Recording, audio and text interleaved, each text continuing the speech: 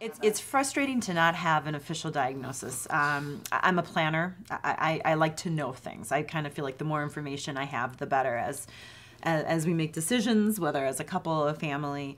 So she doesn't have a diagnosis as to what causes the neurological issue in her brain, but we have other diagnoses that are kind of symptomatic of that, you know, like we'll use cerebral palsy and blindness and other things. So we can still access services, but with not having the official diagnosis as to what is causing all of these things, it's frustrating for me because I want to know a timeline, and we don't have that. All I know is that her disease isn't progressing rapidly.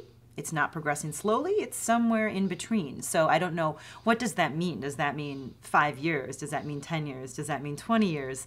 So that's the frustrating part for me.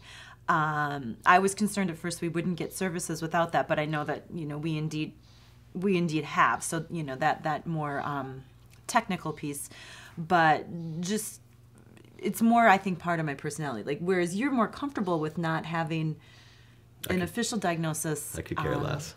But also, I've been meeting a lot of parents who don't, and or it's taken 15 or 20 years, and I just, that's hard. That's a hard thing for me. It would, you know. I understand that.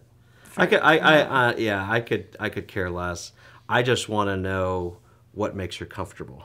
So understanding that she has seizures, understanding that she can't regulate her temperature, that's what I want to know, because I can work with that, right? Not having a name or why it does what it does and how long, I'm indifferent to. I shouldn't say I couldn't care. It's good to know, but whatever just makes her comfortable, that's kind of my goal.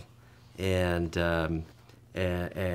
so making sure that we have the right amount of milliliters of seizure medicine just gives me comfort that she won't go through that, and eliminating that, or at least muting it as much as possible, is what's most important to me.